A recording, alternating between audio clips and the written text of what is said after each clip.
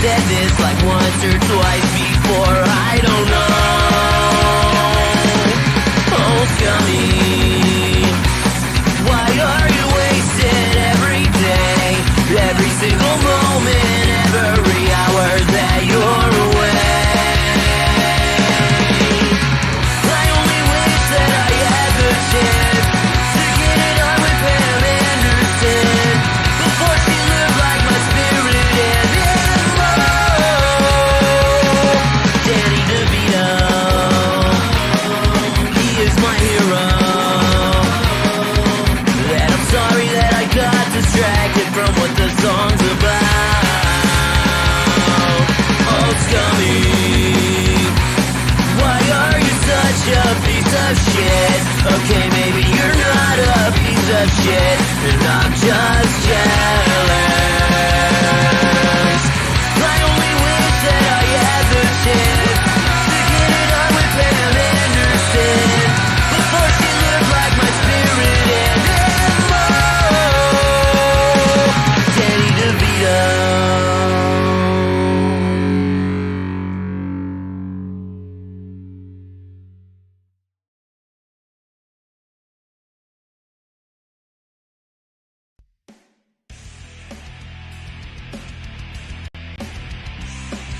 Welcome, ladies and gentlemen, to the latest episode of I'm No Joe, your home for all things combat sports and the place where every armchair quarterback can feel like Eddie Bravo.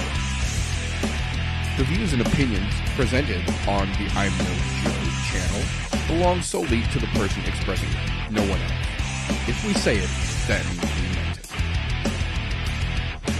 That being said, this show does contain adult themes, adult content, and general shit that you shouldn't be letting your kids intake.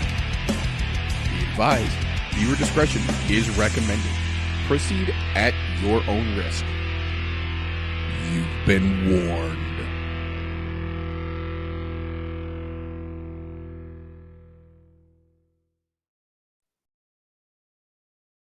Якщо це четвер, то я не Джо. What the beautiful computer lady said. Welcome, ladies and gentlemen, boys and girls, children of appropriate age, to the latest episode of the I'm No Joe podcast, the show where every armchair quarterback can feel like Eddie Bravo. Today, as like some days, I have got Golf T here with me, and for some reason, OBS has decided to be a pain in the ass here, so let's try and fix that real quick. Oh, hey, looky there. I think we might have got it now. All right. Hey, okay. So now that we're live and things are already off to a shitstorm of a hell of a go, how you doing over there, Golf T? Another lovely day in paradise. Ready to talk some shit and, deal with some fuckery that's afoot this week. We have definitely got some of that.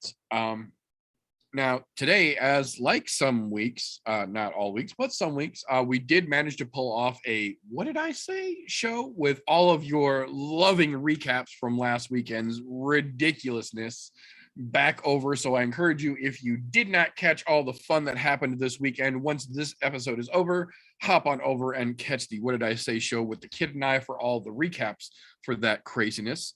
So with that being said, we are going to jump in directly to the news and recent events portion here for this particular episode.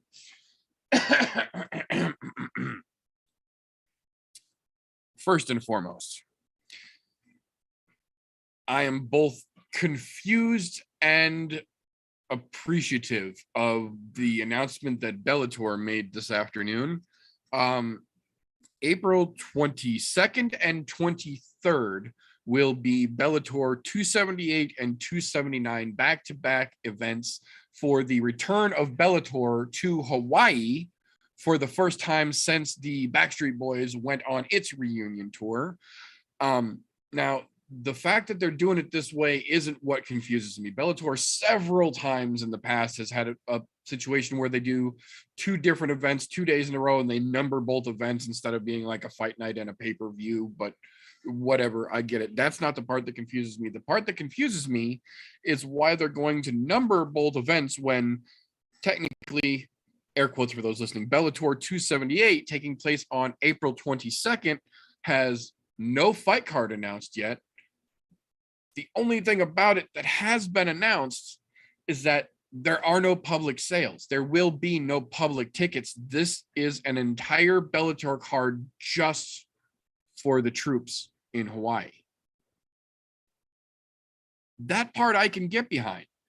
Maybe announce the card, maybe just give those troops VIP to 2 days worth of shows instead of splitting it up all weird like this. But so on one hand, I get kind of what they're doing, and I appreciate that to a degree. On the other hand, the announcement that they made for the Bellator 279 card, the April 23rd, the following day, that is open to the public, that card is going to be headlined by Cyborg versus Arlene Blenko 2 and co-main evented by Sergio Pettis versus Javion Stotts for the bantamweight belt. So 2 titles on the line on that card on the second day, yet to even announce a fight for the first day.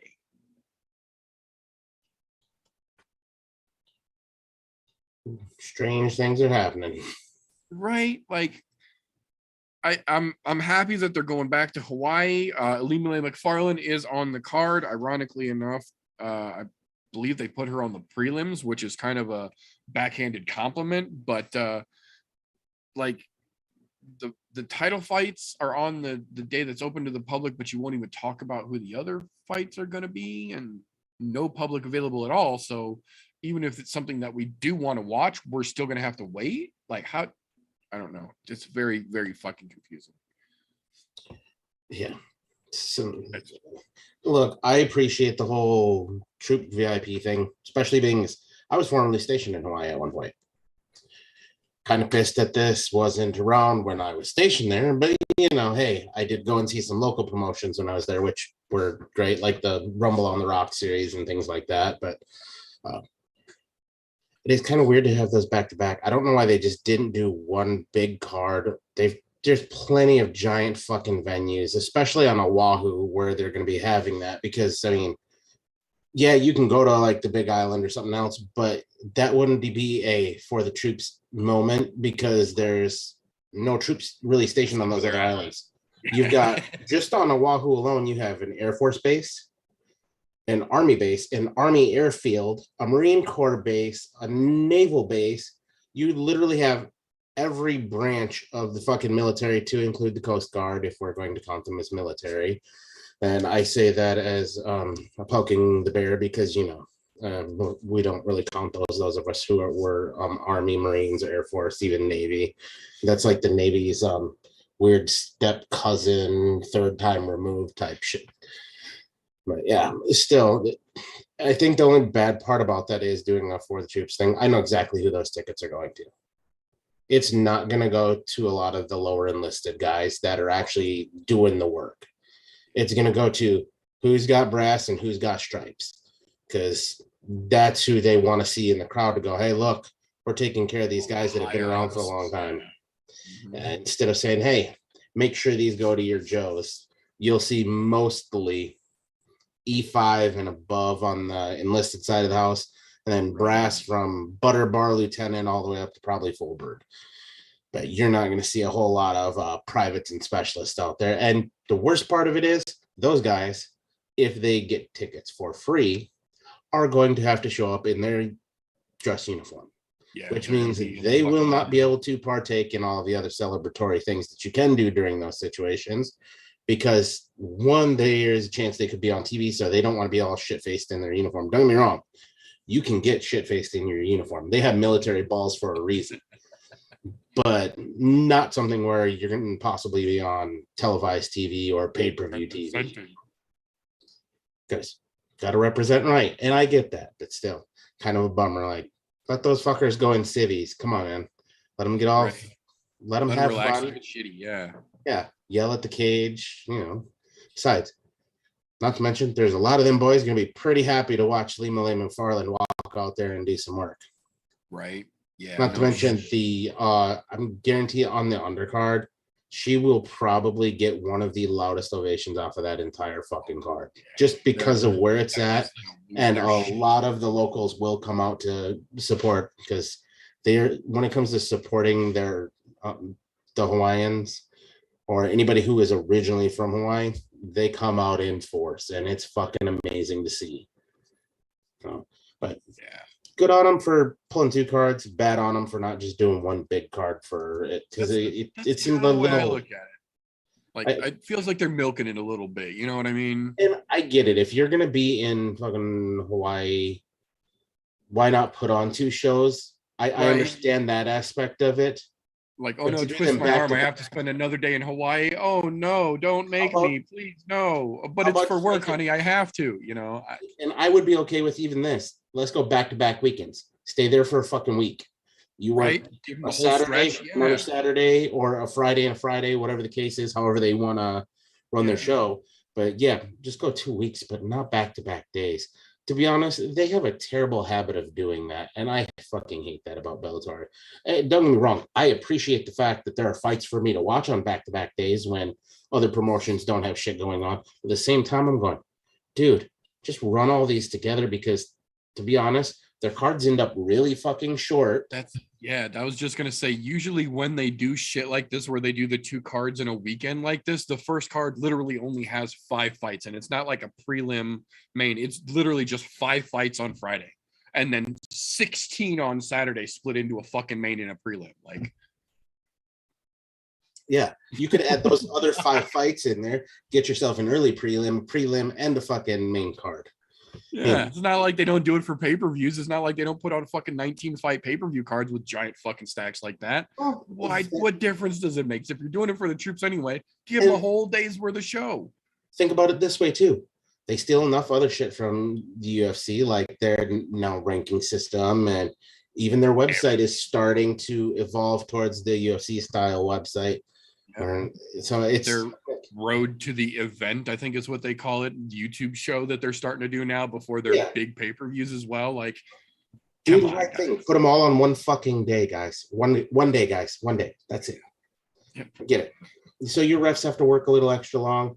Besides, you're in fucking Hawaii. I'm sure a lot of those guys would rather be able to just go in there, fight there one day, and enjoy their extra couple days in Hawaii, not recovering because one of them got their ass kicked, you know? Yeah, I agree. But we'll see how it actually shakes loose as we get a little bit closer to it. End of next month, the April 30th UFC card just got its main event announced. It will now be headlined by Rob Font versus Chito Vera. That is fucking spectacular for a fight night headline, in my opinion. That's going to be a great fucking fight, and it's got legitimate repercussions in the division going forward as well. Oh yeah, I was actually pretty excited to see that they made that fight. I was like, that fight makes sense in that division right now. That really does. And I hate to say it lately, the UFC has not been very good about making sense when it comes to setting up fights. But this one, they legitimately, in my own opinion, did a good job. Oh yeah, no, I agree. And the next 2 announcements that I've got are perfect examples of just what you just fucking said here. So the next announcement I've got is just that. We go from making a perfect sense announcement to a son of a bitch. The UFC announced today that the May 7th UFC 274 card that will be held as of now, prospectively in Phoenix, Arizona, will be adding to it. They haven't said where they're putting it yet. Michael Chandler versus Tony Ferguson.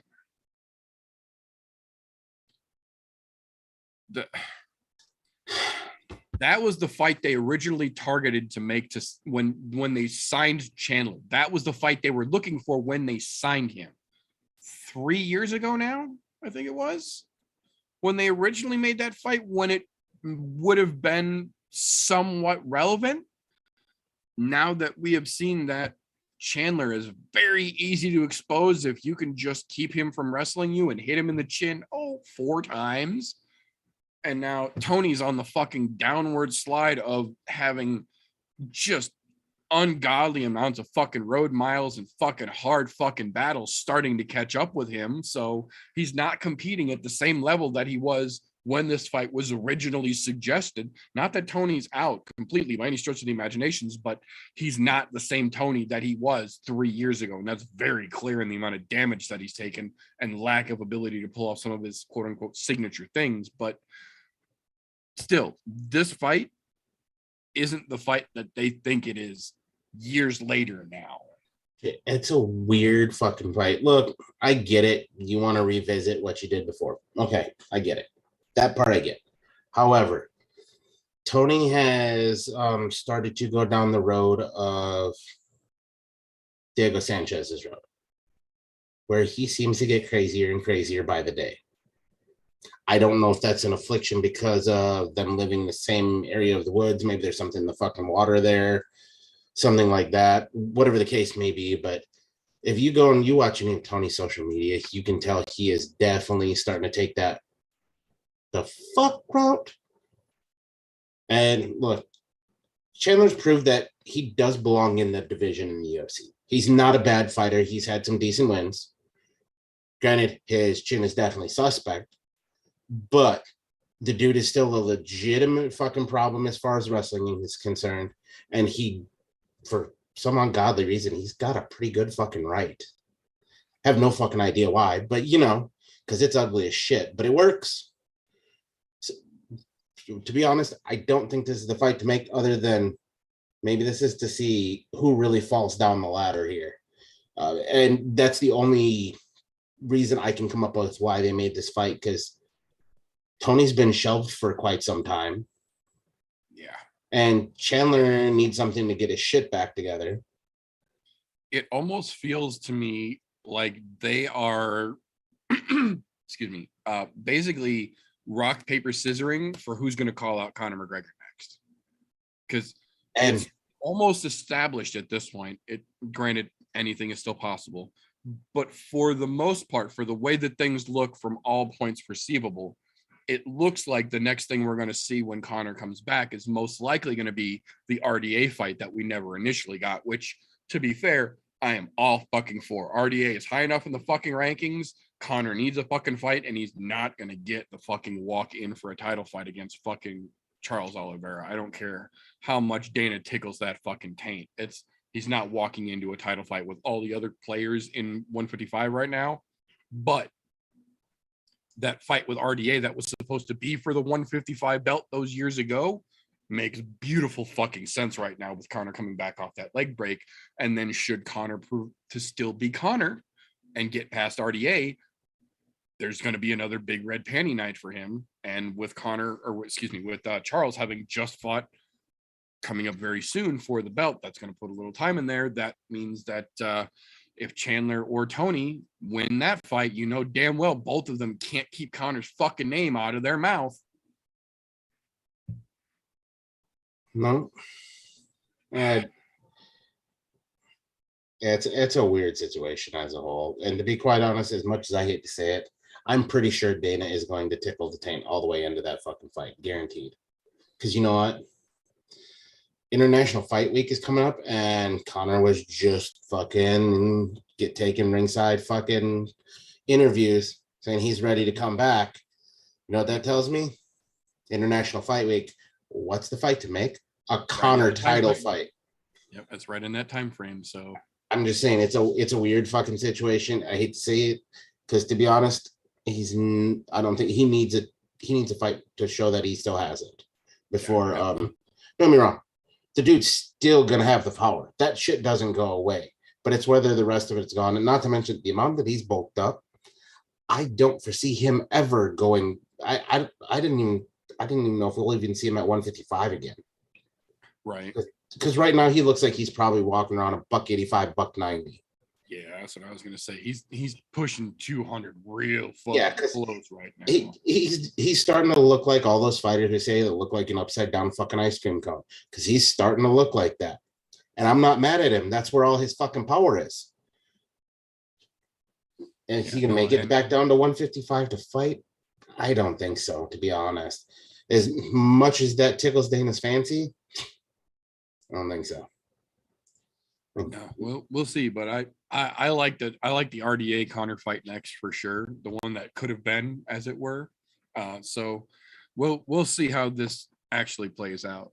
But going from there back to the UFC inconsistency, because as they announce a fucking stupid ass fight like that, the next one that we got actually makes some good fucking sense again here.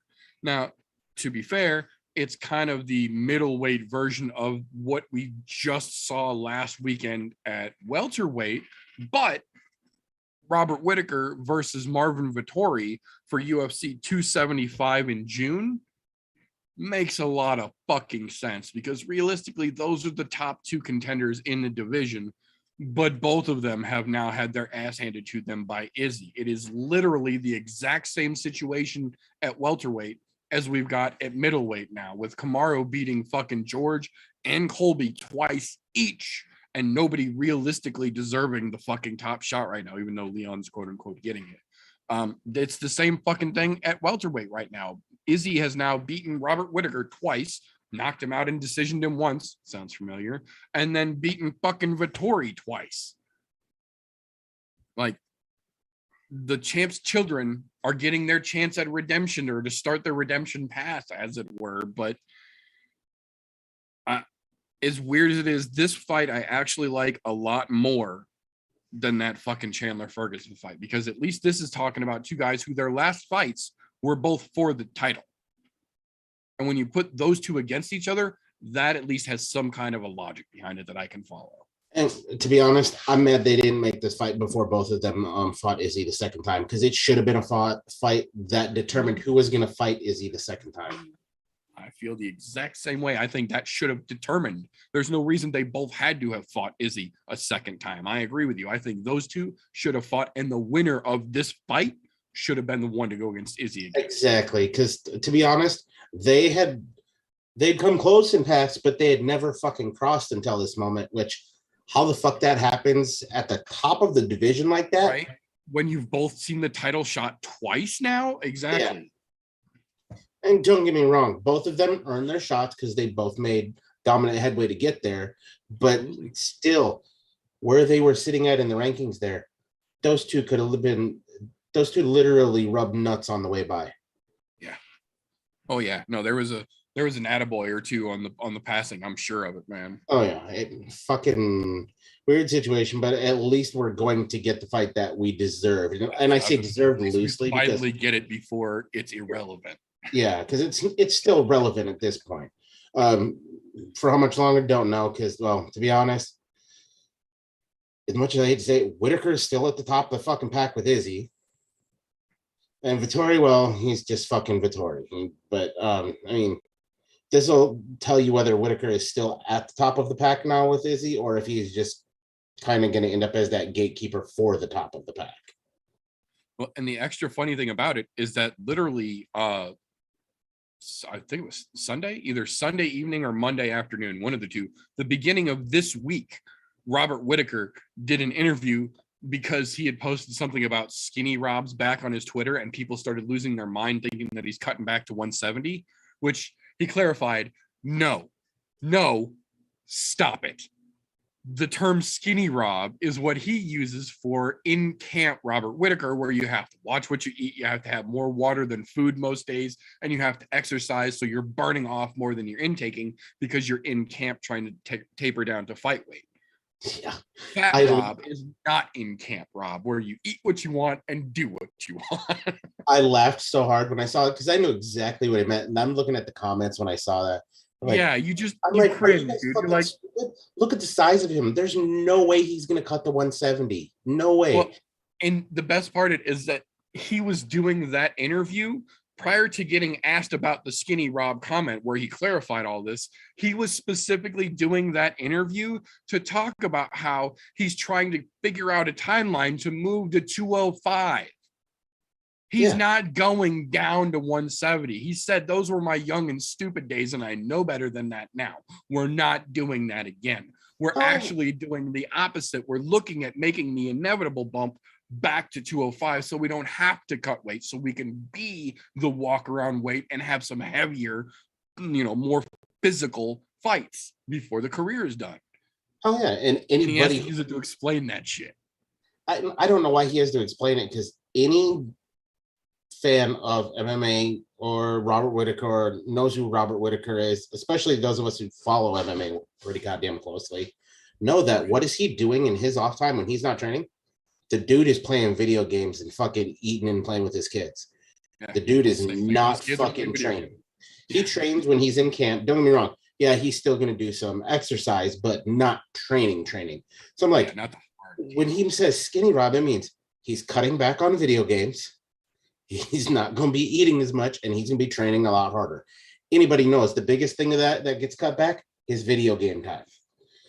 And he's an avid video gamer. So, I mean, there's that out there. So if you can't figure that out and you think he's dropping the 170, you're absolutely fucking crazy. And he's mentioned several times that skinny Rob is generally not a nice guy because you take away the three things that he loves the most: his video games, his food, and his children. Like, oh yeah, you're making him do all the things that are hard to do, and you're taking away the three things that he loves the most. So skinny Rob's kind of an asshole. I get it. I fucking get it. When you buckle down and you got to do the shit you got to do, and you don't get to have any of the fun things you're normally used to, that can make you a little bit of an asshole. But he also gets the job done when he does that too. So I get the difference in the fucking skinny Rob and then the real Rob. Oh yeah. No, but in that interview, when he had to clarify the skinny Rob bullshit, they asked him at the end, who would you like to see next? And his answer was, to me, the most sense would be to fight Marvin Vettori. Somehow we've danced around each other this long. We're both right at that point. We both are working our way towards the same thing. I think it's time that he and I danced. 4 days later, or 3 days later, as it were, the UFC confirmed that's 275's fucking, or they're looking to make it the People's Co-Main event. Because I believe that is the Glover Teixeira and Valentina double title card on 275, if I remember correctly. That being said, though, we got an interesting pair of announcements from the Khabib side of things this week as well. The May 20th Eagle FC 48, I believe, in Florida, got a pair of debut fighters announced this week. The first one will be none other than Hector Lombard, making his debut with Eagle FC, taking on Thiago Alves, which is a fucking spectacular fight that should have been made in the UFC many fucking years ago when both of them were in their prime, but that would have made too much sense. The other one that we got here on the same card, main eventing that card, Hector versus Thiago is going to be the co-main event for that card. The main event for that card will be Junior Dos Santos making his Eagle FC debut against Jorgen De Castro. So just all of the ex-UFC fighters making their way over to Eagle FC. Very interesting, some of the acquisitions he has made lately. Nice to see that at least some of the matchups he's making over there make some sense, because a couple of them, like we'll talk about here in just a few minutes, are a little fucking ridiculous for somebody who's supposed to, quote unquote, have the fighter's best interest at heart. Khabib, looking at you. But yeah, these two, Hector versus Thiago and JDS versus De Castro, those are two beautiful fucking fights for all fighters involved, and would have made equally as much, if not more sense, maybe, had both of those matches taken place in the UFC, where all four of those fighters came from.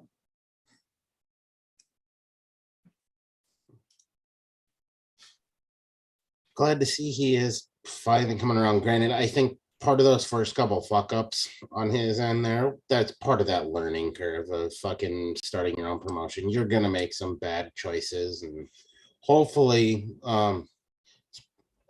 after he got inducted into the UFC Hall of Fame here this last weekend, hopefully he had a chat with Dana, and Dana kind of gave him a little, hey, this is what you should be doing, this will help you out. Right. Yeah, you're fucking up, son.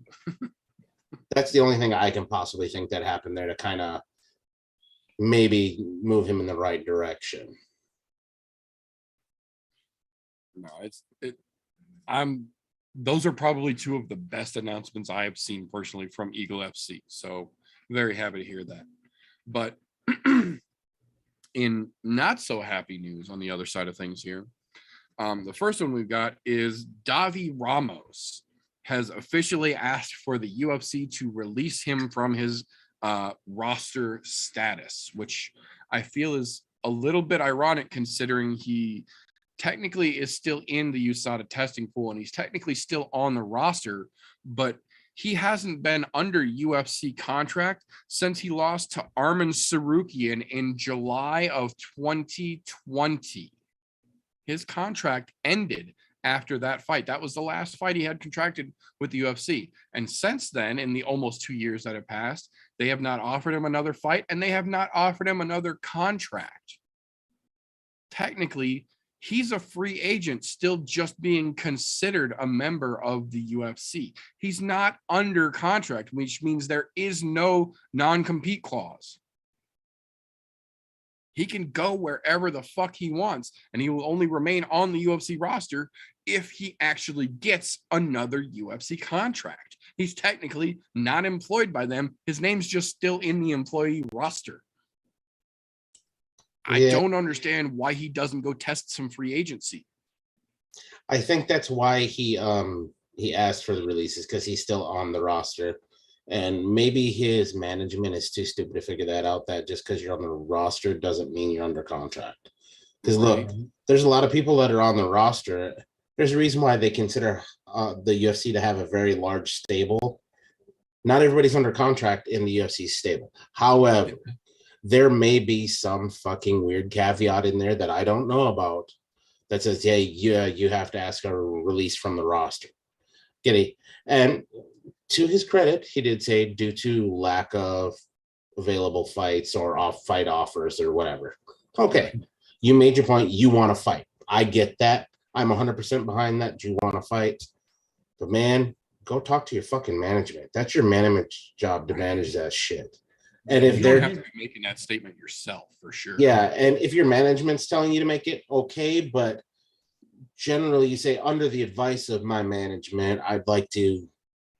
Right. My manager has advised me to ask for my release. And that's not what he said. I'm just saying there's some weird fuckery with that one going foot. But hey, not like it's anybody who's gonna make a huge difference in the UFC. So not gonna fuck up. That's kind of the way I look at it. Like, yeah, he's another woulda, shoulda, coulda. He came in the same starting class, I guess you would call it, as Islam Makhachev came in through that group. And to his credit, Davi Ramos is a legitimate accredited ADCC champion. He's a legitimate world badass with a resume to verify it prior to getting to the UFC. The problem is when he got to the UFC, he stumbled a little bit pretty fucking hard and then stumbled on the last fight of his contract.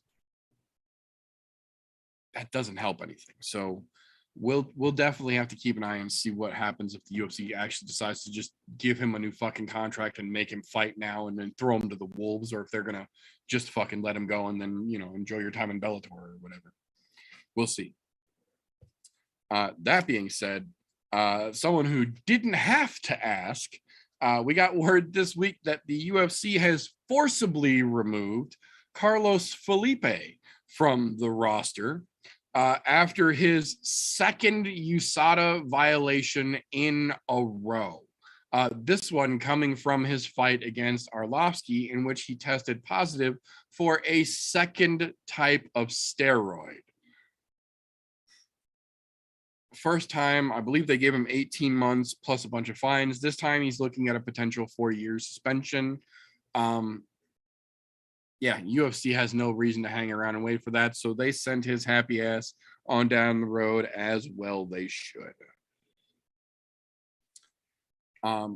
Last, and I say this relatively, the last big announcement I've got here in the news and recent events segment is one that's somewhat surprising, but somewhat not if you've been following what's been going on along here. We did get word as of yesterday. It is official.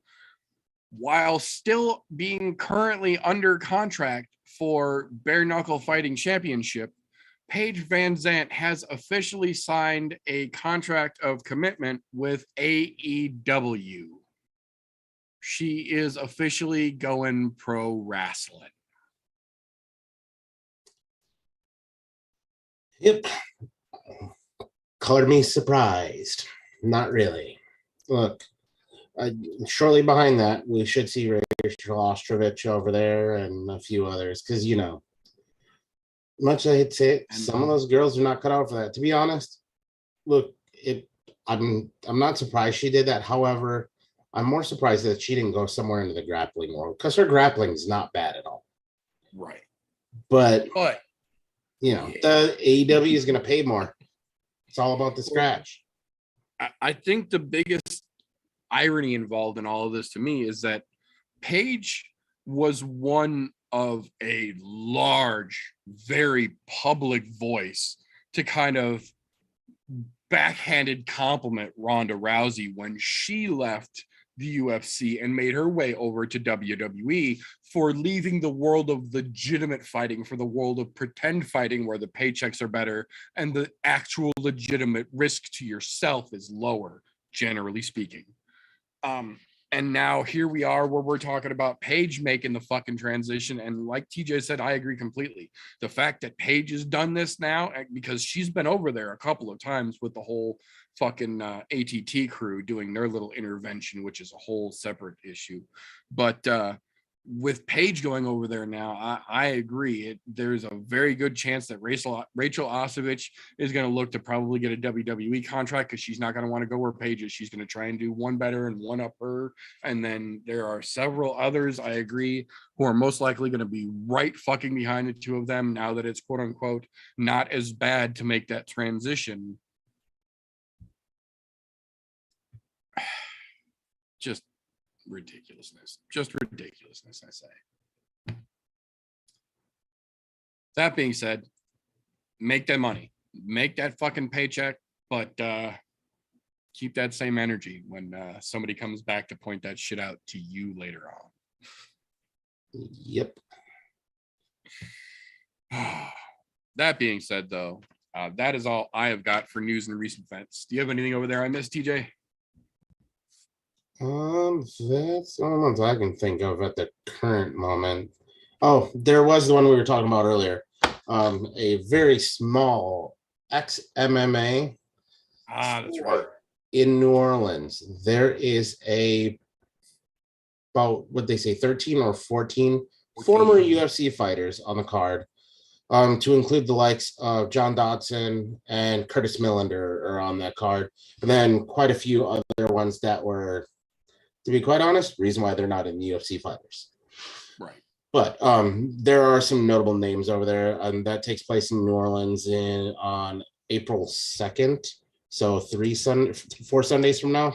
So it's a month out. So keep your eyes open. And if you're in the New Orleans area, might be a card worth checking out, because I'm pretty sure it's going to be pretty goddamn cheap to get into. It's not going to be, you're not looking at UFC Bellator prices to get in there. So should be definitely reasonable for sure. And that would be one of those cards that if you've never been to one live, that'd be a pretty fucking good one to go to if you can get in for 10, 15 bucks, I bet.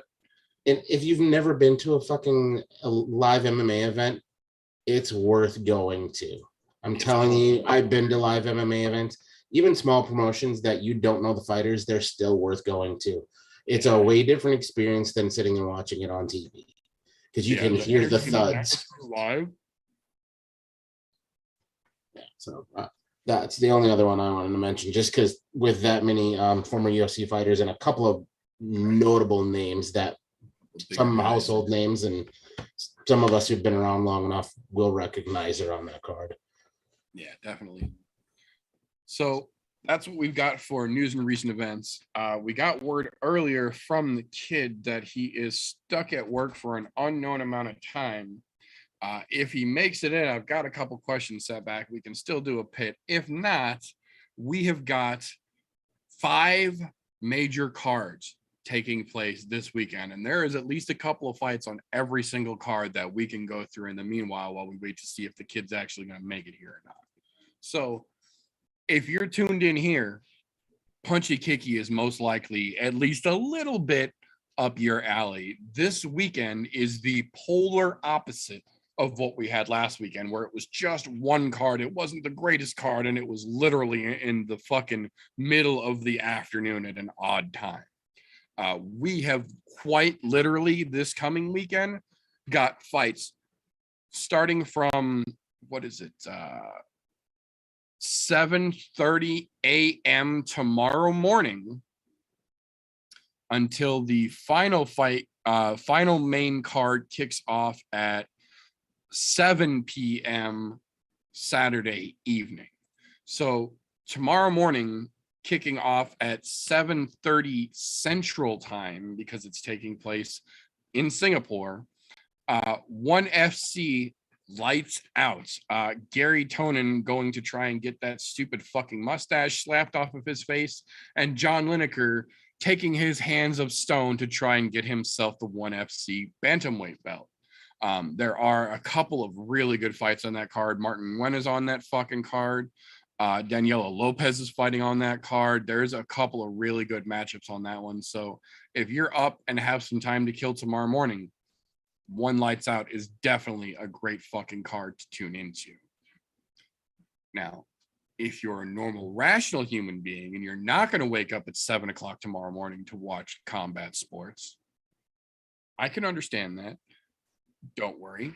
Tomorrow evening, at the much more reasonable time at 6 p.m. Friday night, Eagle FC 46 takes place. Now, this is the one that we alluded to a little bit earlier that maybe doesn't have the best of matchmaking on the card.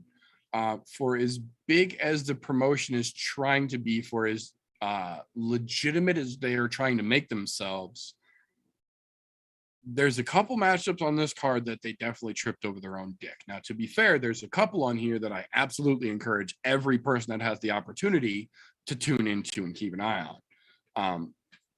The Erwin Rivera versus Firdas Kazanov is going to be a fucking spectacular fight, I believe.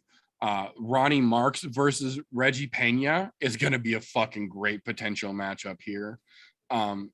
The People's co-main event, Ray Borg versus Ricky Bandejas, is a fucking spectacular fight in the making that literally I feel like was only held apart because Ricky was in Bellator and fucking Ray was in the UFC, and we know that those two promotions will never fucking work together. Well, Khabib is making that fight fucking happen, and that one is spectacular in my opinion. Not to mention, Coconut Bombs himself is getting his second chance at MMA, as it were, on this card. Impa Kasanganay is in here taking on Raymond. But the one that I alluded to that really seemed like a trip over their dick moment was the main event for Eagle FC tomorrow night. That being the 165-pound division, Kevin Lee versus Diego Sanchez. Now, for starters, despite all of the shit talking, Kevin Lee almost fucking missed weight. After telling everyone anytime they would listen to him that if there was a 165-pound division, that bitch should be mine, he weighed in at 165.8.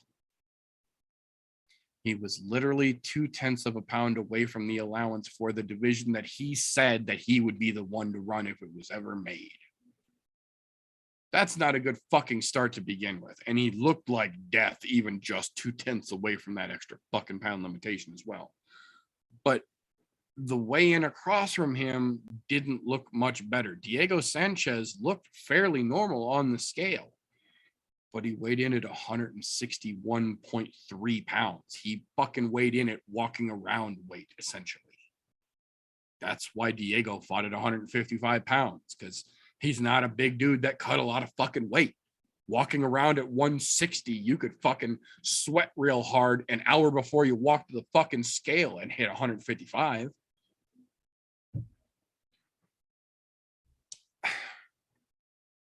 Fight-wise, though, I think the most positive thing I can say about this matchup is that I hope for Diego's sake that the old Diego is still in there, despite having been Fabian for the last however fucking long.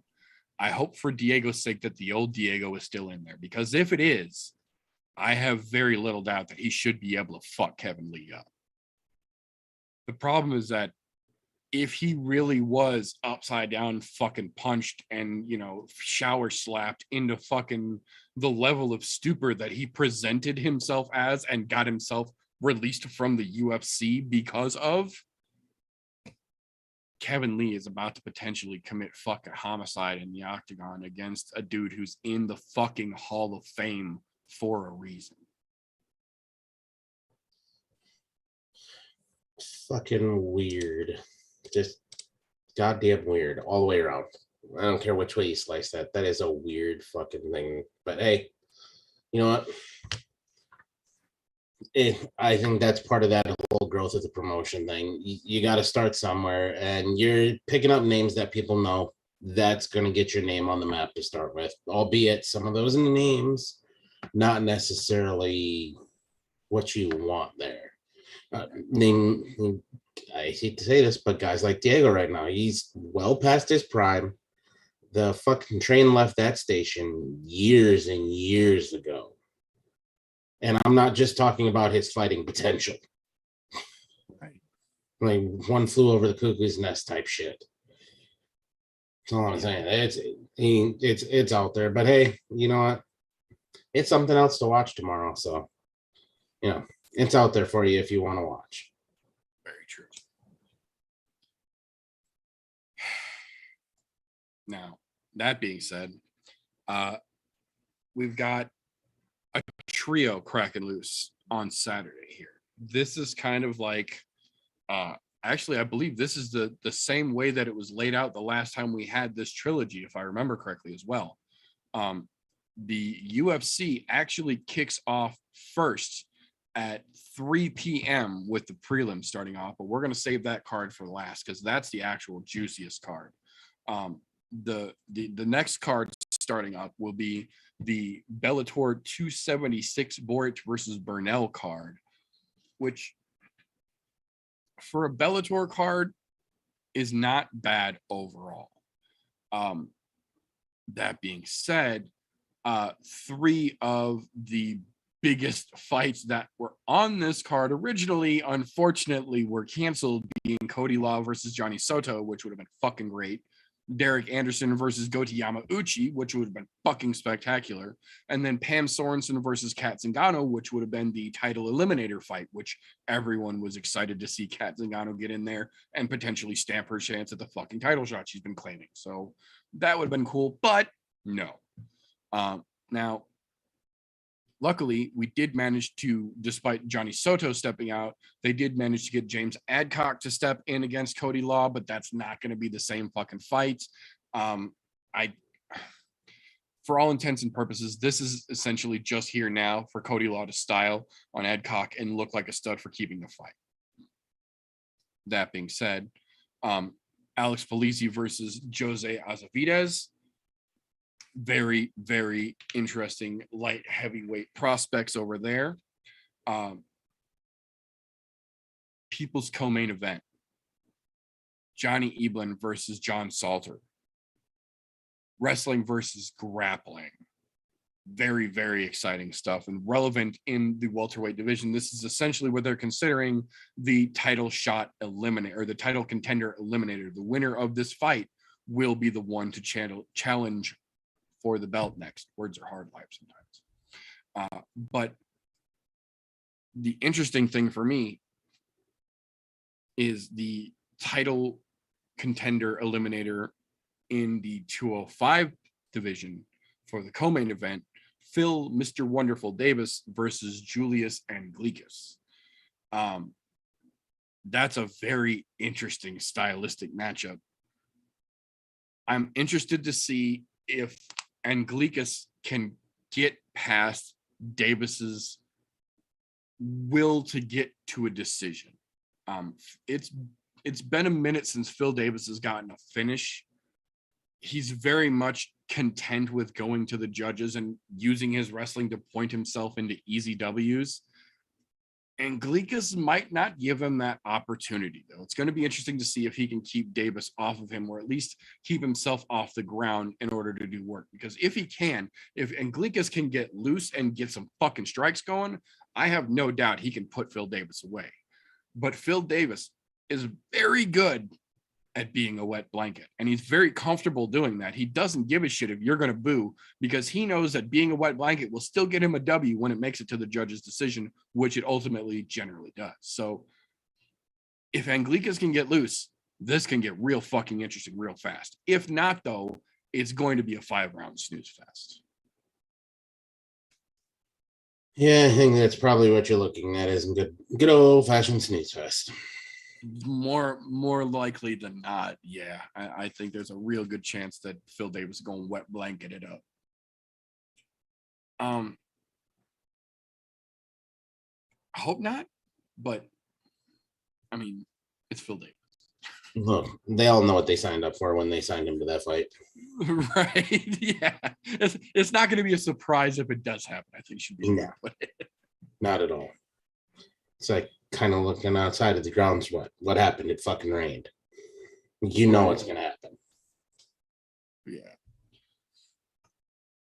Now, kind of the running theme of the whole evening, as it were, their main event, Adam Borics versus Mads Burnell. Two of their absolute brightest fucking featherweight standouts.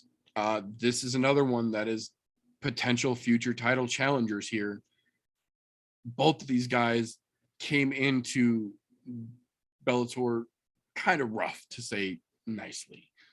But both of them are genuinely getting fairly well polished and are getting to the point where it's not going to be much longer, if they keep on the track that they are, before either one of them gets put in that title conversation. So this matchup, getting them head to head early like this, I think is going to lead to some pretty good fucking fireworks for Bellator anyhow.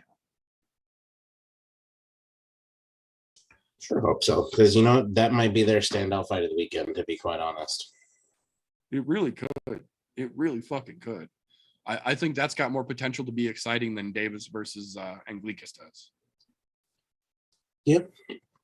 I'm right on board with that. Granted, that's definitely not their best card that they've put on in a while. Well, I would say that. It's far from it. But, I guess everybody is, we're in March now, so people are starting to get the wheels rolling to figure out what are they going to do during their international fight week and, try to compete with the UFC at that time, because you really have to at that time in order to get any eyes on your organization. That's the time to do it. Excuse me. Yeah, absolutely.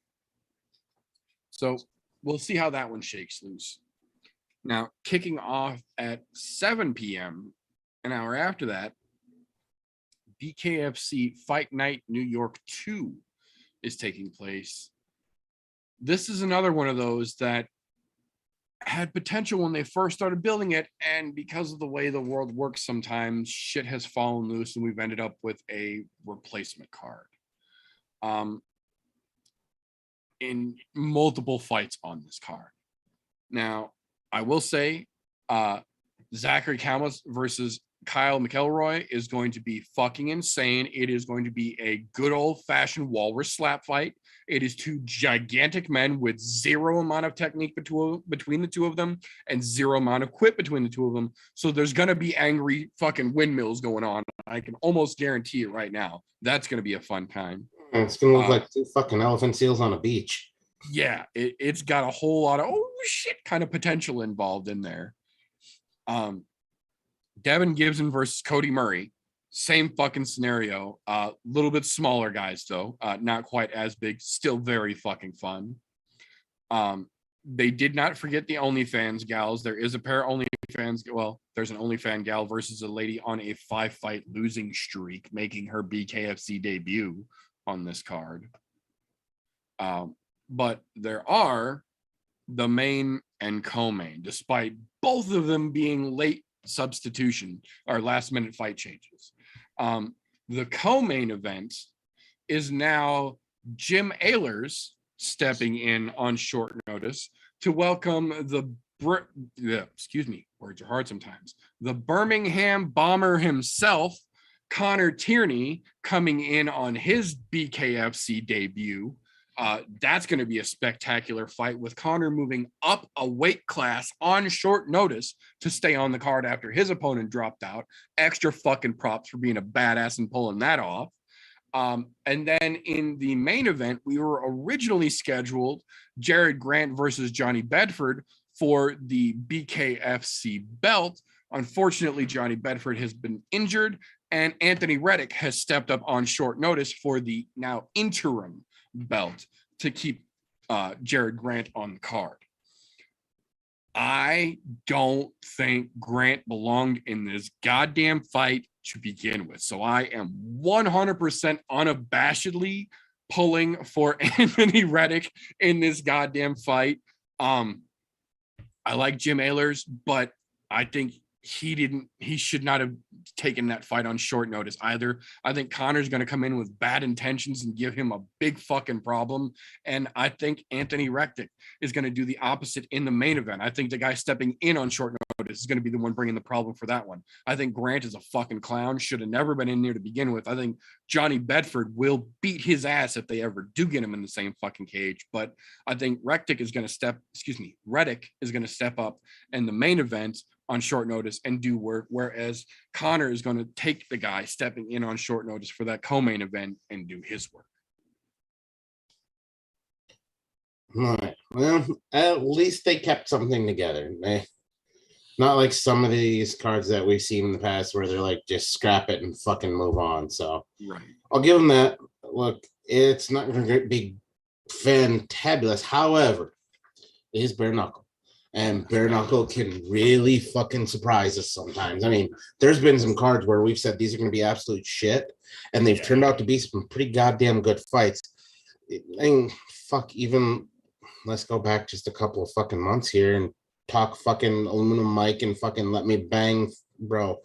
That was actually a pretty fucking good fight, which I did not expect it to be. That was better than it had rights to be. Yeah. So, I mean, there are things about BKFC that will definitely surprise the shit out of you. And I know a lot of MMA fans, they're not boxing fans. BKFC is not fucking straight boxing. So, I mean, there are some boxing elements to it. Right. But it's a whole different animal. It's like watching, to be honest, it's like watching MMA, except for roided out a little bit. I mean, there's no gloves, and a lot of these guys aren't hitting softly. They're trying to kill people in there. Oh, yeah. Well, and that's one of the main reasons why I make a point, aside from the fact that I fucking watch it either way. One of the main reasons that I like to cover BKFC on the show is that even if these fights aren't big names, it's very rare that a BKFC fight is boring. Even if it's not the most exciting promoted fight, even if it's not the biggest names involved in the fight, very rarely are the BKFC fights actually boring. So they're almost always fun to watch, even if you don't know who the fuck is in there swinging at each other. Unless they put some YouTube idiots in there with gloves, then it's not fun. Right, which to their credit, they seem to have learned from real fucking quick. Yeah, that was fucking stupid. That was about the dumbest thing I remember fucking seeing in recent years. So I'm glad that they didn't try and quote unquote fix it. They were just like, oh, that was dumb. Let's not do that again. Well, I was perfectly all right with letting YouTubers get in there and beat the shit out of each other, barring no gloves. Yeah. The gloves weren't mentioned literally until the day of. As of the face-offs and the weigh-ins and everything, we were all on board with, hey, you know, you want to bring some fucking YouTube clowns in and let them be the fucking entertainment before the actual entertainment? Cool. Let some fucking nobodies brace their fucking wrists up, fucking get in there and slap at it, man. But no, those fucking clowns coming out with actual boxing gloves on a bare knuckle card, that fucking ruined the entire vibe of the event. And I think they learned from that and were like, let's just stick with actual bare knuckle. Yeah, because it didn't matter. Like, to be honest, outside of that fight, I don't remember shit about that card because I was so turned off by that. So I was like, no, this is bare knuckle. It's not fucking boxing. I don't even remember what the main event on that card was. I don't even remember what the main event on that card was. I just remember that those fucking YouTubers coming out in gloves ruined the whole goddamn thing right out of the fucking gate. Yeah, so I'm glad they've learned from their mistakes and moved on. That's all I'm saying. I agree. But that brings us to the elephant in the room here, as it were. The one that we mentioned earlier, we'll bring back around here. This weekend's UFC Vegas 50, Santos versus Ankalaev. This one is going to be kicking off early on Saturday. Prelims start at 3 p.m. Central as of right now. I couldn't remember if it's 2 or 3. Yeah, 3 p.m. Central are starting. Now, I have to say, for a hangover card coming off of a pay-per-view, this is not fucking bad. There are an absolute fuck ton of fights on this card, but there are a bunch of them that are very interesting. One of the first ones right out of the gate that I cannot not talk about, the return of Chris Moutinho coming back after that Sugar Sean fight, stepping in against Guido Canetti. That's a very winnable fight for Moutinho, in my opinion here. Just stylistically, that's a real winnable fucking fight for him. If he didn't let that Sugar Sean fight in his head, like it sure the fuck seemed like he didn't, he should, by all sense of reason, be able to come in here and do pretty good fucking work this weekend and get himself a damn good win and get back on the right track. Dude, this is the one fight on the card that I was seriously excited about because we finally get that promise that the UFC made to Chris Moutinho to come back and fight again after taking something on such an extremely short notice. Yeah. And to be honest, I'm glad he's getting it. And to be honest, I hope he whips the shit out of Canetti. And nothing against Canetti at all. Right. But the kid deserves his moment in the sun. Canetti. I want to see him do to Guido Canetti what O'Malley got to do to him. That's how I feel like this fight should unfold. Yeah, I want him to get his moment in the sun for that, because you know what, the fucking kid deserves it. After doing that on such short notice, and the way that he handled himself, even when they did a post-fight interview with him, he handled himself brilliantly. Yeah, he knew what he was signing up for, handled it like a fucking pro, and I agree. I'm glad to see that he's back in there and they did the right thing and they actually did give him his fucking chance to get back after it. Oh yeah, that's an exciting one. Now, one that I have seen going under the radar for some reason a lot is the ladies' fight on the prelims here. Sabina Mazo versus Miranda Maverick is a spectacular matchup at fucking flyweight. Those two, that's another one very much like Whitaker and Vettori that we talked about earlier. Those two have been just fucking satellite revolving around each other and haven't quite clashed into each other just yet. And they're both starting to make their way up in the progress sense of the division here. So it's inevitable. They're going to clash at some point. I like giving them the chance to get after each other now while they're both still young in their career in the UFC.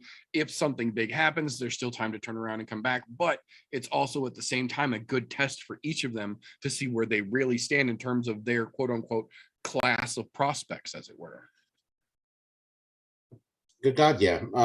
Miranda Maverick was looking pretty goddamn good. And then I think she got a little high on her own supply coming into the Macy Barber fight.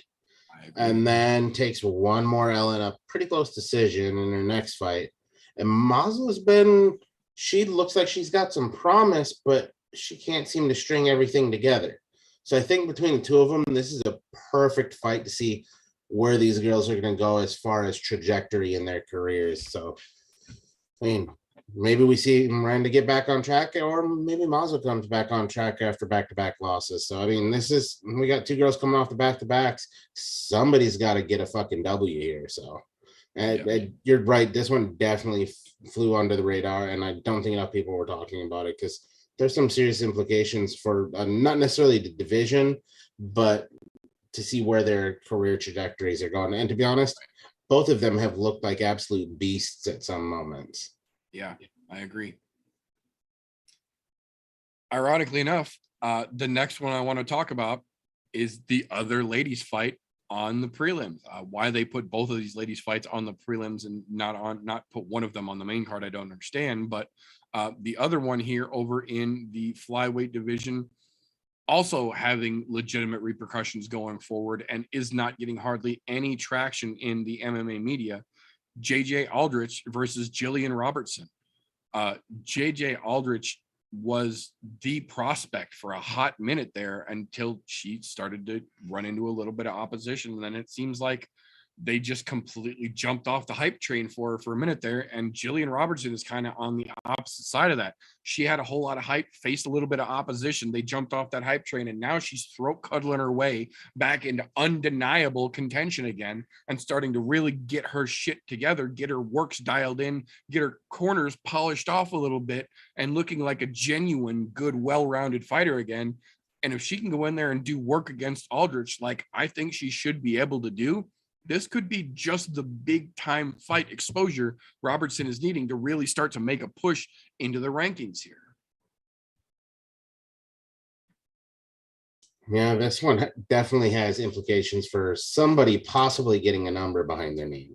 Yeah. And breaking into the top 15, because both of these girls, they've both had some fucking amazing potential out of the both of them, and we've yet to see it fully come to fruition for either one of them. However, this could be the turning point for the both of them, depending on how this plays out. And to be honest, I love the matchup stylistically, considering throat cuddles, and JJ Aldridge is more of a stand-up fighter, which really this makes for a really good fucking stylistic matchup.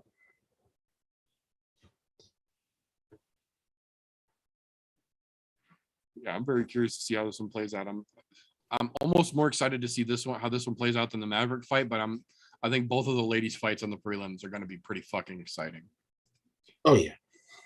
That being said, we would be remiss as an MMA show if we did not take at least just a second here to mention the premier prelim fight taking place with the debut of Louisiana's own AJ Fletcher, coming straight out of Camp Poirier. The quote-unquote frequent training partner and sometime hot sauce sampler of Dustin Poirier, one AJ Fletcher, is a very, very highly touted prospect, I think is the way to put it here. Almost a mirror image, larger version of Dustin Poirier, both in terms of stature and stylistically. Matthew Selmesberger is not the greatest in the world, but he has had a couple of moments of potential there that we have seen in his career. Semi the Jedi has done some nice work. We've also seen him have his ass handed to him fairly thoroughly. So this one's kind of a pick-em fight, realistically. If the bright lights of the debut don't get to Fletcher, he could make it a real interesting fight real quick. On the other hand, if he's only ready in his head and he's not actually ready to walk out and have the actuality of his debut fall on his shoulders, Semi the Jedi might wrap him the fuck up, and that's going to be a real hard way to make a debut, like we've seen for a couple other folks recently. But I'm kind of excited to see how it shakes loose. To be honest, this fight's all going to be told in the first round.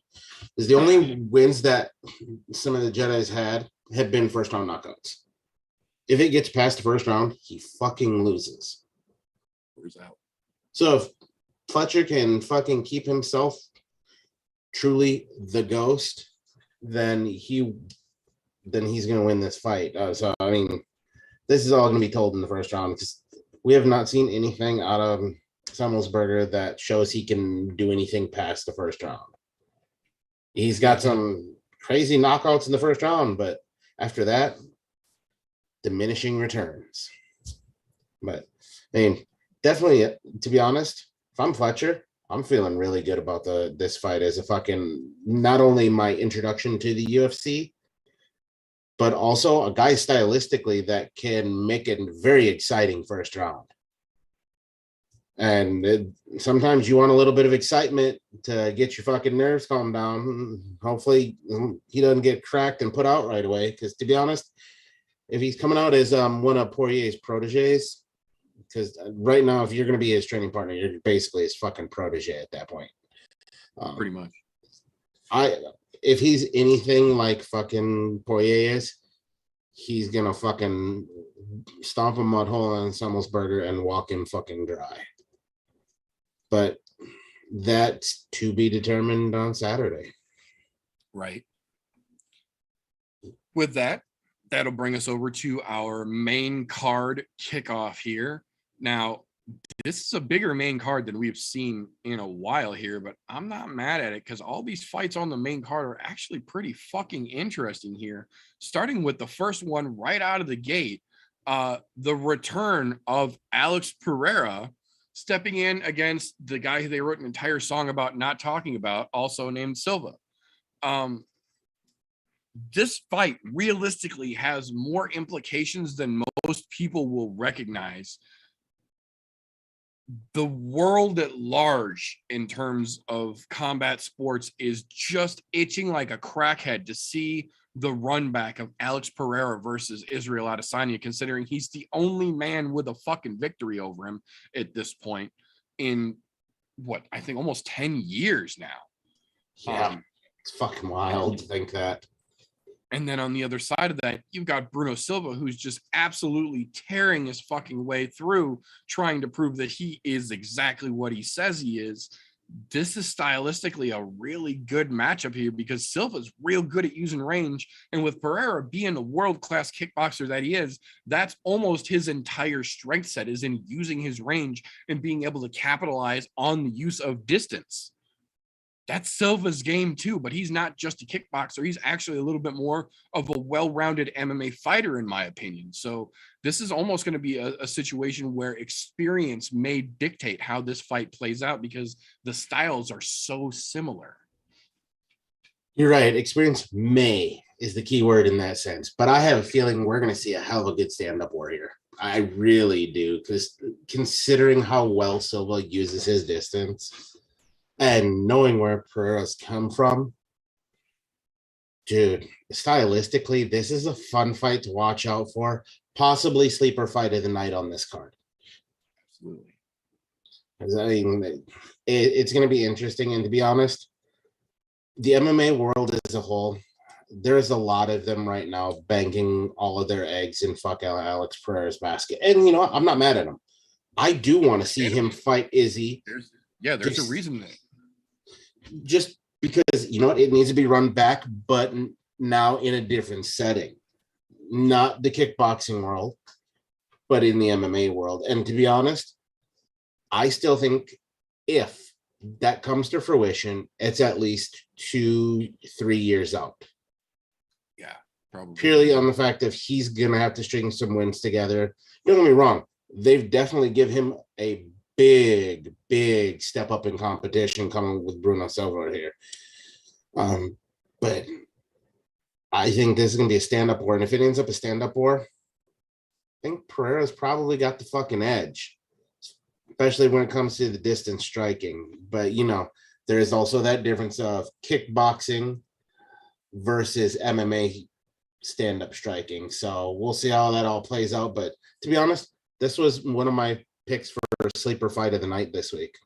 Hell yeah. No, it's this one's got potential to be a great fight all the way around, as well as having divisional implications on top of it to see who goes forward and really starts to chase down that top ranking.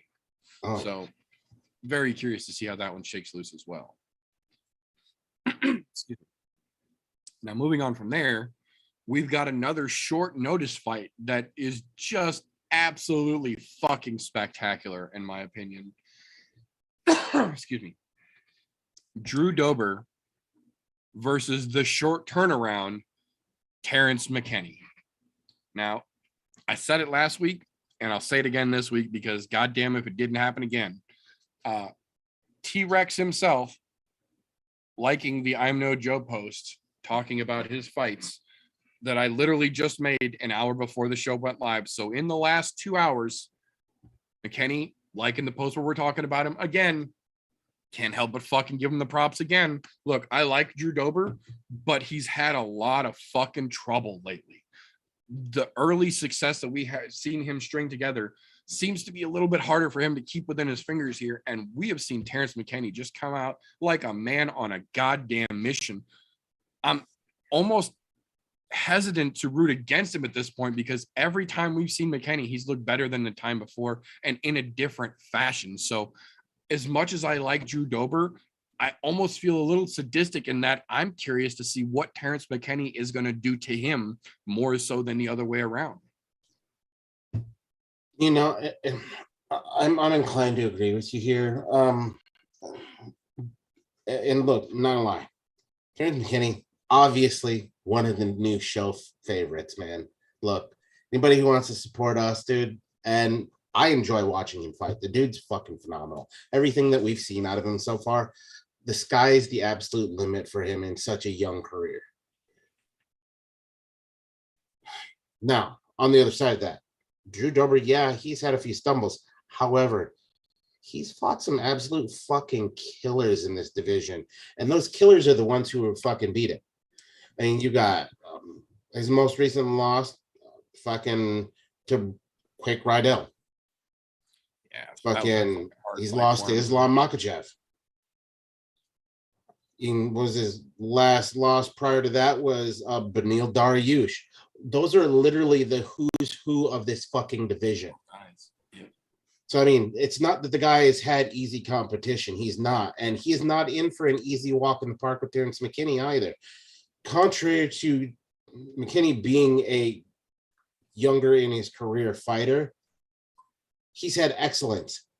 2 fucking fights in a row. And when I say excellence, he spent less than 2 minutes or less than 3 minutes total time in the fucking octagon fights. A 7-second knockout of Frivola. Fucking a 2.5 minute fucking submission. Fucking, what was that, 2 weeks ago? 3 weeks ago, the 26th of February, I think. And the dude's on fucking fire. Man, I'm so glad they offered him this fight. I'm glad he fucking took it. And to be honest, I like Dober, really do. But I want to see McKinney keep this fucking fire streak alive. They need to get the hype train behind him. He wins this fight, put him up there in those likes the hype train of Khamzat Chimaev. Yeah, you better get the fucking hype train dialed up and fucking on standby, because if McKinney comes in and does what I feel like he has the potential to do, he's about to be the Khamzat of 55, undeniably. He's not to mention all of the fucking press that I've seen McKinney get so far because of his quick turnarounds. The dude is an absolute gentleman, like a fucking legitimately nice guy, friendly. I'm like, that's the kind of person I want to see do well. Like, look, it's that much easier to support a dude like that. Yeah, he's not a cocksucker like some of these people we've seen that come up and try to be the Conor McGregor. No, be your fucking self. I like seeing the nice guy. I like seeing last week the fucking way that fucking old fucking there's just a multitude of the nice guy fighters out there that you want to see do well. However, there are some of the really nice guy fighters who do like shit. I want to see the nice guy fighter who makes it all the way to the fucking top and takes a belt and just continues to be that genuinely nice guy fucking fighter. He's himself. Yeah. There's not many of them out there. Not many at all. I mean, I could probably count the number on my 2 fucking hands that I can say that I would consider genuinely nice people. And it's funny because you look at fighters like last week's main event. Both of them don't necessarily think genuinely nice people. No. Don't get me wrong. They're both good at what they do. I think one of them is a genuinely nice person who just puts on a fake facade in order to sell fucking tickets, which I'm okay with. Right. Want to make money? Make money, dude. Money. Get your That's thing. right. But I would rather see your true personality out there. And I get it. Sometimes, in order to make the money, you got to put on the fucking wolf jacket and be the big bad wolf. Okay. Terrence McKinney's doing it right, though, right now. That dude is fucking doing it right. And I appreciate it. And God, do I hope he does fucking well here.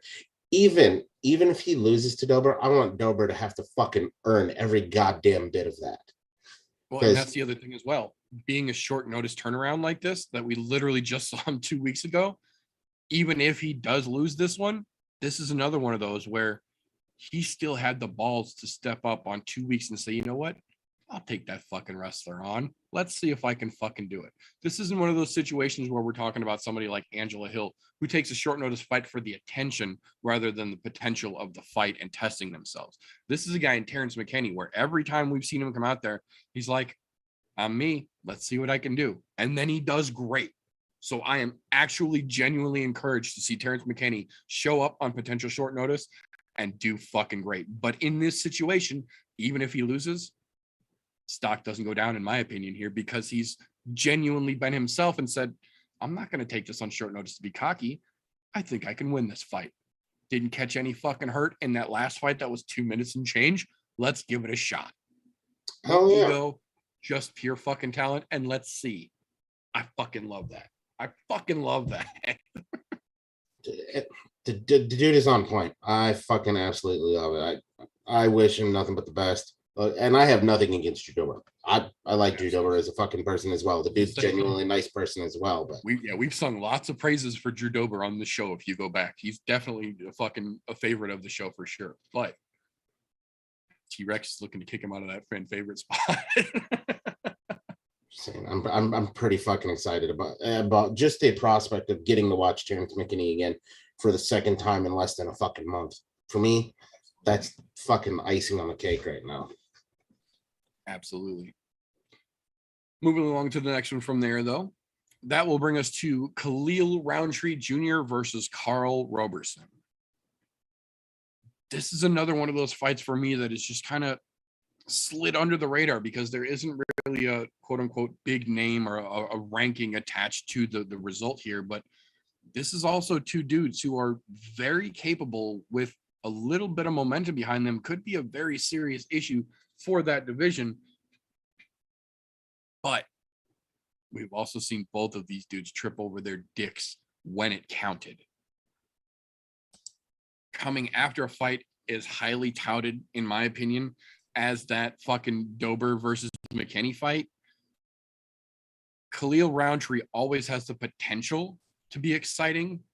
Whether he does or not is a different story. We have seen since he went back to Tiger Muay Thai in Thailand and trained, he comes out more often with that front leg up, bouncing Thai stance, and he looks great.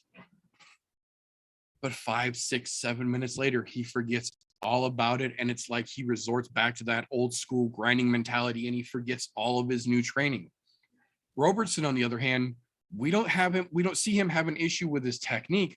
We just don't see him ever really willing to push forward enough to close it out.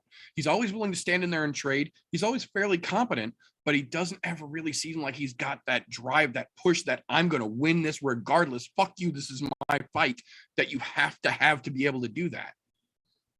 Whether he can get that and instill that in himself, or whether Khalil can really pull it together and make this his fight, I'm kind of curious to see.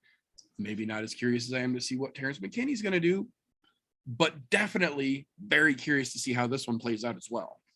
Yeah, I'm wondering if Khalil finally knocked the cobwebs out after like a 3-fight losing skid or something, and finally gets his last fight. He did win. I'm wondering if that was his turnaround point or if that was just a fluke or what was going on, because there were some points where we were watching Khalil where I legitimately thought he could be like at the top of the fucking tree in the light heavyweight division. But then that big ass fucking fall, man. And Robertson, he's been kind of fucking hit or miss, I'll say. He's had some spotlights of potential. Granted, he's fought some tough guys. He's lost to the current champ. I mean, the dude's had some tough fucking fights. So I think for both of them, this kind of tells us which direction both of their careers are going to end up going from here on out. Is Khalil gonna get that fucking ladder and keep climbing, or was that last win just a fluke? And the same for Robertson. One of these guys have to do something definitive in this fight to really make a fucking change. But it's still a very interesting fight. And to be honest, the fight makes complete fucking sense where both of them are in their careers right now. So I'm happy to see that it's made, and we're going to get something exciting, hopefully exciting out of it. And I say hopefully because I'm not going to hold my breath on it, but I am still excited to see what happens and how it comes to fruition. Yeah, I agree. They didn't do Carl Roberson any fucking favors resume wise since they brought him in. And Khalil Roundtree Jr. is very much in that Jared Cannonier-esque category where he has quite literally fought all the way from cutting weight to make the heavyweight limit of 265 to, I believe he fought at 55 2 or 3 times in his career, which is fucking terrifying when you see how big his frame naturally is outside of fight camp. He's a large fellow. So the fact that he cut all the fucking way down, even just to welterweight, when you see him walking around cutting to 205, is kind of fucking crazy. But if he's got his shit together, if that last win wasn't a fluke, like TJ said here, this could be a real interesting fight. Now, following up on that, our people's co-main event fight, as it were, is also another very interesting fight here. Super Sadiq Youssef taking on Alex Bruce Leroy Caceres.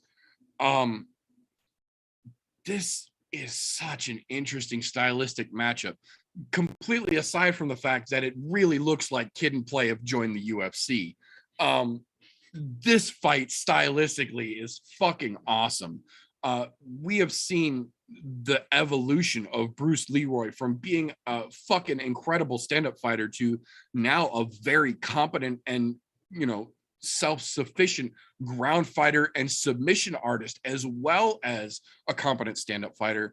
And now we've got Super Sadiq, who is just one of those human dynamos that when the opening bell starts, it's like you pull the string on his back and he just fucking goes, man.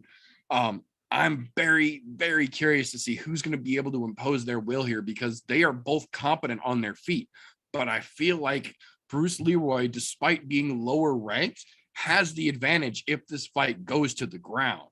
Now, he also has a height advantage on Sadiq Youssef if this fight goes to the ground. So there's just so many factors here that make this very exciting for me, aside from the fact that they're 3 spots apart in the rankings. So it is numerically actually valid in the rankings going forward, whoever wins this as well. But this is one of those crazy fucking matchups that you almost can't predict. I just encourage you all, make sure you're tuned into the UFC card by this point, because this is where if you haven't been watching by now for some fucking reason, this whole main card is really just a banger. But these last 3 in a row are just promissory notes, if you will, of oh shit potential. Oh yeah, this one has definitely got some oh shit potential to it. I mean, the turnaround that we've seen in Alex Caceres in the last 2 years now, has been absolutely phenomenal to see, because this is the kind of potential he was showing back when he was on the Ultimate Fighter. Yeah. Now, Super Sadiq, he came in here out of what most of us fucking hate, the Contender Series, but he's been one of those few hidden gems that have come out of there. However, I think he started to believe in his own hype train a little too much, and that's what cost him his last decision loss there that he's coming off of from Allen. So hopefully that was a wake-up call of, hey, don't stay on your own sauce too much and get back at it, because Super Sadiq had a fuck ton of potential too.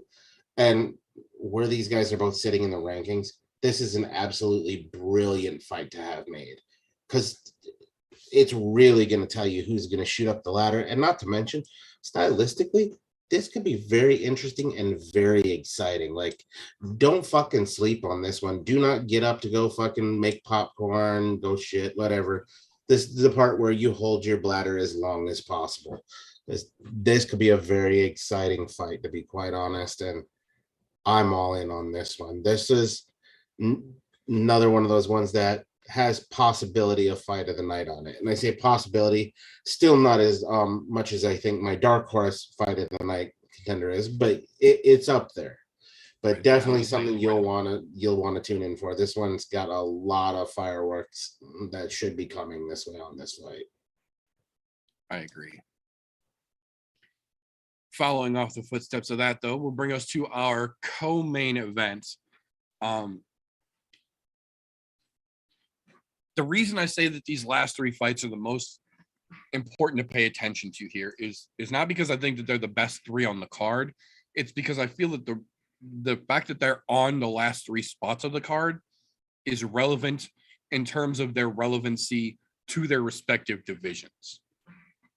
Caceres versus Youssef is fighting to see who's going to crack the top 10 in featherweight. This co-main event, Song Yadong versus Marlon Moraes, same thing. Top 10 implications here. Marlon Moraes, one-time title challenger, multiple different times on his way down.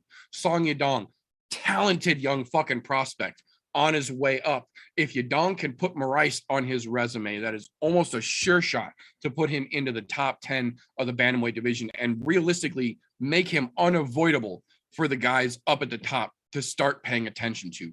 Whereas on the other side of that, Marlon Moraes is scratching and clawing to stay relevant in this bantamweight division that he literally was once at the absolute top of and is just cartwheeling down at a fucking rapid and concerning pace. I don't know if Marlon is just committed to a camp that isn't working for him or what is going on with him, but from a dude that we saw challenging and potentially capable of taking the belt in the 35-pound division, he has almost become a laughing stock imitation of himself at this point. And with everything we have seen Song Yadong be capable of leading up to now, if Marlon is not on his fucking game, if he does not have his I's dotted and his T's crossed, Song is going to put him the fuck out and move on with his name as just another check on his fucking list. Yeah, as much as I hate to say it, Marlon Moraes really is just a shell of the man he used to be. And by shell, I mean he's a magic shell. The outside is no longer hard because there's no ice cream in the middle anymore. Those of you who understand that reference are obviously a fat kid like myself. But look, the dude was a legitimate powerhouse in this division at one point. I mean, a legitimate powerhouse. There's a reason why he is challenged for the title on multiple occasions. The unfortunate part is they've never really gotten to fruition and stayed there. And now it seems like every time we watch him fight, it's just a matter of what way are we going to see him lose?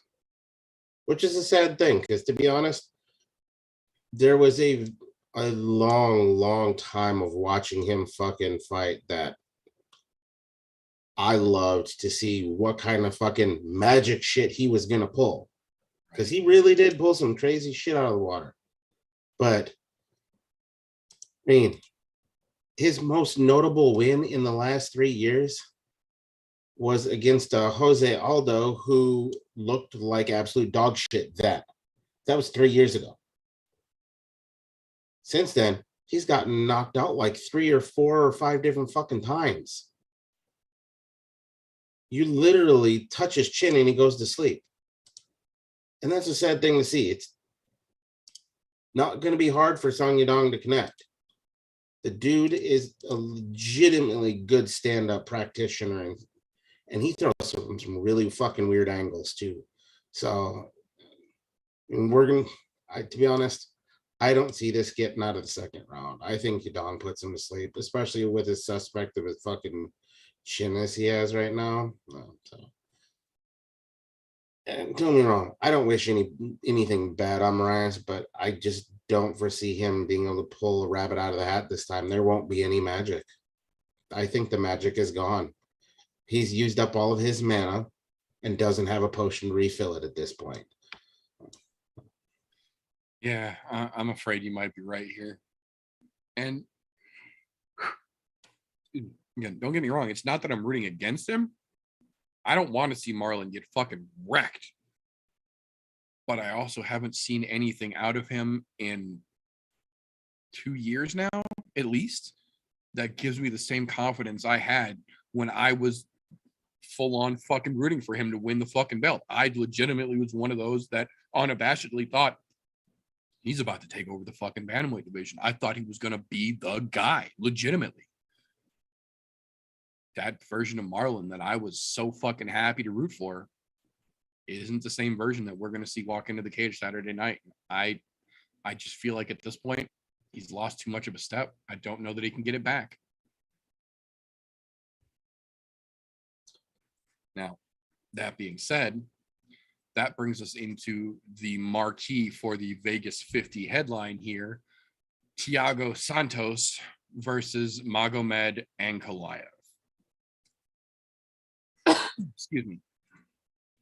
This is what I feel, at least, one of the most legitimate fight night main events the UFC has put together in a hot minute. This is not to the same degree, but almost in the same vein, as it were, story-wise, as the co-main event. We've got Thiago Santos, who at one time challenged for the belt and was somebody who I openly thought was going to take that motherfucker from Johnny and hang on to it for a hot minute. Again, I was openly rooting, thinking that this motherfucker was going to take over the goddamn division. And here we sit now, with the exception of the very unbrag-worthy decision win over Johnny Walker back in October. Santos literally has not won a fight since he beat Jan Blachowicz in February of 2019. It's been 3 years aside from that Johnny Walker fight. And that Johnny Walker fight wasn't anything you'd want to hang your hat on and fucking tell people this is what I'm capable of either. And then you look on the opposite side of that, and we've got Magomed Ankalaev, who is, for all intents and purposes, a relative nobody in the eyes of most MMA fans, who is now on a 7-fight win streak. He has not lost since the Bear Jew got a hold of him in March of 2018. He is on a 4-year-long winning streak as of this week, this coming week. He has put together in those 4 years a genuinely respectable resume, putting Cutelaba out twice. The play I still count because he still had that fucking fight in his hand, then went back and answered that fucking fight. Put Linguabop, that fucking guy, put him away, beat the shit out of Klidson Abreu, fucked Prachnio up, took Nikita Krylov to a very fucking tough decision, and then beat Volkan fucking Ozdemir for a hard 3 fucking rounds. Ankalaev has come out from a dude who was supposed to be just an quote-unquote easy fight for Ian Cutelaba a couple of years back to somebody who has legitimately put together 4 calendar years of ass whipping. And we've got Santos on the other side of that. This, for all intents and purposes, is a supersized version of the co-main event. And again, I've got nothing against Thiago Santos. I was openly one of those people who was rooting for him and thought he had every potential in the world to take over that division. And now here we are, where he is on his steady decline as well. We have literally not seen him look as good as he did in that Jan fight that I mentioned almost 3 fucking years ago, whereas Ankalaev has done nothing but steadily get better and win and get better and win for 4 fucking years now. if Ankalaev can do to Santos what I feel like he is capable of doing, I think the rest of the world is going to have a real hard time ignoring him in that title conversation for very much longer, because he's already number 6 and about to pick off number 4 potentially. I think you've nailed about the cover to all of those. The only caveat I would make to that is we have a Thiago Santos who should now be completely 100% healed from his knee, which is that first fight he lost coming back off of knee injury. Then he did win a fight. He won a fight. I can't say in quotation marks because he definitively won it. It just wasn't an exciting fight. Right. But now he should be 100% with that knee. And to be honest, he's got a kid on the way. So let's see how he fights knowing that there's a kid on the way. But trying to take on a fucking just a Mega Man Ankalaev who is just an absolute fucking animal in every sense of the goddamn word. I don't know that he can stop that. Or can Santos possibly take a page out of the Bear Jews book and figure out a way to stop Ankalaev? And maybe his best bet is to call the Bear Jew. How'd you fucking do it? Because right now, nobody else is going to have a fucking answer except for the Bear Jew. Big Paul Craig. Get that dude a call. Find out. But he's a good one to have on speed dial for a situation just like that. I'm saying I have a hard time calling it against Ankalaev on this one.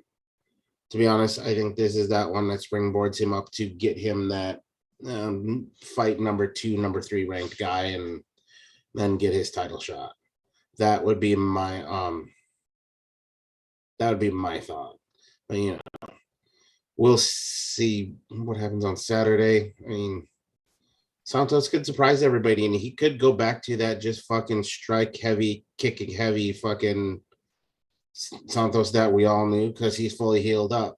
And look, up until that point that he blew his fucking knee out in that Jones fight, the dude was absolutely fucking unstoppable. And during that Jones fight, when he blew the knee out, he was still throwing it like it didn't fucking matter. Still scary, yeah. So, I mean, there is the possibility here. Is it a strong possibility? I'm going to go ahead and say no. But I think we see Ankalaev possibly get that call to fight a number 2, number 3 ranked guy, and then a good chance at a shot at the title. However, there's a lot of fucking guys in the light heavyweight that are up there that you got to deal with because he still hasn't fought the likes of fucking. He's managed to somehow skate past Jan Blachowicz. He somehow managed to skate past Anthony Smith. So don't get me wrong, and I'm not saying Ankalaev's had a easy road to get to where he's at, but he seemed to have skated past some guys where I'm going, how did you pull off not having to fight him? But you know, we'll see, because I think he's going to get the W, and we're going to see those fights anyways. I was just saying, now we're at that point where if he does this weekend what we think he's capable of, those are going to be the next fights that we're talking about for him realistically, because there's not any other options. Like, he's already 6. If he beats 4, well, yeah, because hands get pretty tied pretty fucking quick, you know? Exactly. I mean, right at the top of the list, you got Blachowicz sitting number 1, Yuri Prochazka, who has the next title shot, got Anthony Smith at 4, and I forgot Alexander Rakic at 3. Yeah. Look, he's literally stepping into the darkest, murkiest waters we've seen at the top of the light heavyweight division in a long fucking time. Yeah, hot minute for sure. Yeah. And it's fucking great to see how heavily stacked the light heavyweight division is. Because for a long time, when fucking good old fucking I'm a snort cocaine and run into people in my cars was at the top of that, it was a whole different world. That light heavyweight division was not the same. So, I mean, right now, there's infinite possibilities right now with that. And to be honest, I'm fucking stoked to see it because Yeah. there's so much going on. Yuri Prochazka came out of the fucking woodwork, man. Fuck yeah. Everybody It's goes, nice oh, to his see weird blood, style, period. he's not going to make it far. God, did he Yeah. prove people wrong? Yeah, Fucking no, it's putting nice away to see all the Rickage. new blood in 205 because it was stagnant for a hot minute. And Yeah. it seems like the last, 2 years or so, every time we turn around, there's a new player 205. And now we're finally getting some shakeups at the fucking top. I'm here for it, baby. Hell yes. Right there. And it's finally making me excited to watch the 205 again. And not that I wasn't ever excited to watch the big boys fight, but now there's a new reason. Right. But that being said, that is all we've got for this particular episode of the I'm No Joe podcast. So, first and foremost, I want to thank each and every one of you, whether you were tuning in live or you were catching this on a replay, whether you were watching it on video or you were catching it on the all audio version a week later over on anchor.fm/I'm No Joe. We appreciate you just the same. If you appreciate what we get up to around here, please make sure you are subscribed on whatever platform you're consuming this, whether it is youtube.com/I'm No Joe live every Thursday night at 9:30 p.m. ish Central Time, whether it is the following week over on anchor.fm/I'm No Joe and the all audio format through your podcast consumption platform of choice, whether it is on Instagram, Facebook, Reddit, Discord, you name it. The I'm No Joe show is everywhere. We are happy to have you wherever you are here with us. That being said, if you don't like what we're up to, first off, why the fuck are you still here this deep into a podcast? Give us a thumbs down. Fuck off. We're not even going to dispute it. We'll accept it. That being said, if you do like us and you want to help out what we get up to around here, for YouTube's sake, simple. Just watch another video. That's it. The algorithm likes more videos watched.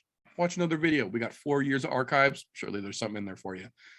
Monetarily, if you got an extra buck to spare, literally for just $1 a month, you can get your name added to the end of the thank you list on the videos here. It helps us do what we do, gives you access to behind the scenes, unaired and literally unairable footage here from the I'm No Joe channel, and makes what we do that much easier. That being said, we're going to call that all for this particular episode. So thank you again for joining in with us. Tune in this weekend to see how the fights shake loose, and probably this Sunday for What Did I Say show with a recap. But we're going to call it all for this one. So until next time, folks, don't let ignorance stop you. You can root for anything, unless it's Putin pulling his head out of his ass, because apparently he likes it there. And Douchebag. Ой, з Україною. we stand with Ukraine.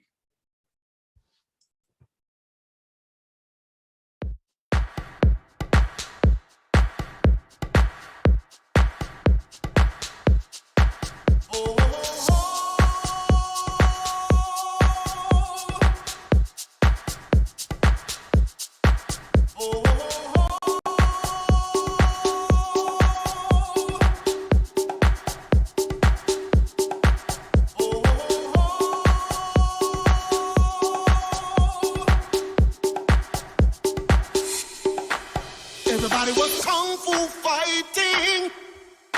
Those kids were fast as lightning. In fact, it was a little bit frightening.